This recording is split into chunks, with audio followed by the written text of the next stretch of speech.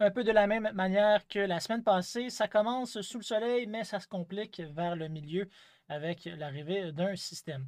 Première journée lundi, c'est assez beau dans l'ensemble. Le Québec est pris en étau entre deux systèmes. Un qui va quitter la province par l'est, c'est pourquoi il pourrait y avoir des petites zones de précipitation sous fond de neige pour Gaspé. Et à l'inverse, un autre système qui approche par l'ouest, alors que Val-d'Or pourrait déjà là, avoir des averses de pluie en après-midi pour la première journée de la semaine.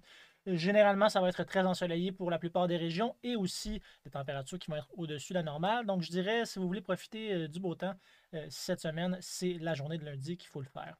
Par la suite, on a un changement de contexte avec l'arrivée justement du système qui va apporter non seulement des précipitations, mais également de l'air frais à l'arrière. Donc, on va avoir une petite impulsion de douceur là, pour donner un air printanier au début de la semaine, mais ça va se compliquer un peu plus là, dès la journée de mardi. Donc, ce creux qui va glisser sur le Québec va apporter, comme j'ai dit, du temps nettement sous la normale pour la grande majorité, en fait, la totalité du Québec, en même temps d'avoir des précipitations changeantes. Donc, tout d'abord, mardi, on voit ici de la pluie pour la grande majorité des régions, à l'exception de l'ouest et du nord-ouest, là, qui semble avoir un petit mélange déjà, une transition vers la neige qui semble s'effectuer avec la descente des températures. Ça reste quand même confortable dans le sud du Québec en général, 13 degrés, même 14 du côté de Sherbrooke, mais on voit que dans l'ouest, là, 3 degrés, c'est pas nécessairement très chaud au maximum. Par la suite, par contre, mercredi, là, on descend un peu sous les normales, maximum autour de 5-6 degrés dans le sud et centre du Québec. Et là, on devrait assister à une transition vers la neige un petit peu plus uniformisée sur la province. C'est pourquoi là, on a donc de la neige et même un mélange de précipitations pour ce qui est de mercredi, surtout en matinée, avec le mercure qui va être un petit peu plus bas.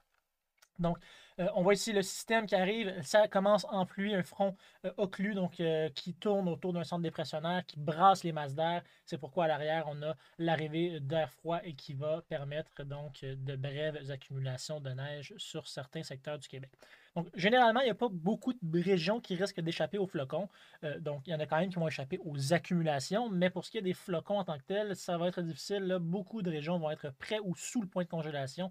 Donc, c'est fort possible que les flocons tombent. Par contre, pour les accumulations, ça va plutôt être en altitude qu'on va les avoir. Donc, surtout les régions en montagne sur la rive nord du fleuve, sinon dans les réserves fauniques de Laurentides, les régions au nord de Saguenay et même pour ce qui est du Bas-Saint-Laurent et de la Gaspésie. C'est vraiment là que ça va se passer. Pour le sud du Québec, ça va être un peu plus limite là, au niveau des accumulations, quelques centimètres et même des traces à certains endroits, notamment dans la grande région de Montréal. Il y a aussi la région de l'Estrie qui est à surveiller. On pourrait avoir une couple de centimètres également pour cet endroit-là d'ici mercredi.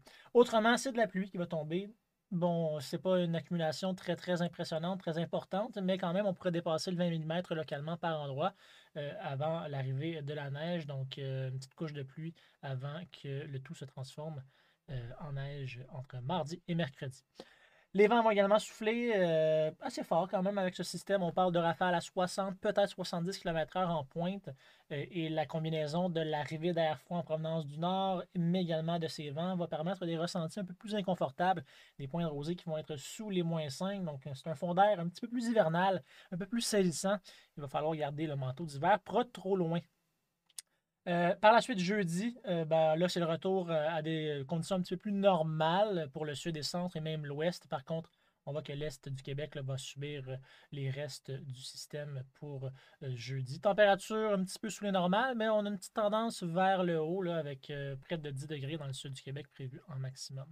Par la suite, par contre, la fin de semaine prochaine, pardon, ça va être bon, potentiellement plus maussade. On a un autre système encore. On a vraiment une succession de ces systèmes-là dans les dernières semaines qui pourrait encore une fois apporter de la neige, de la pluie pour la grande majorité du Québec entre vendredi et samedi. Ça pourrait se dégager peut-être dimanche, mais ça reste encore dans un horizon 7 jours. Les prévisions, quand c'est rendu là, c'est un petit peu plus difficile d'y aller avec précision. Mais on voit que le système semble vouloir quitter samedi soir pour faire place à potentiellement du soleil dimanche prochain. Au niveau des températures, pour récapituler le tout, début en douceur, par la suite, descente sous les normales avec l'arrivée d'un système qui va apporter une séquence plus fraîche. On reste sous la normale pour toutes les journées de la semaine à partir de mercredi jusqu'à dimanche. Et le soleil va être également assez timide.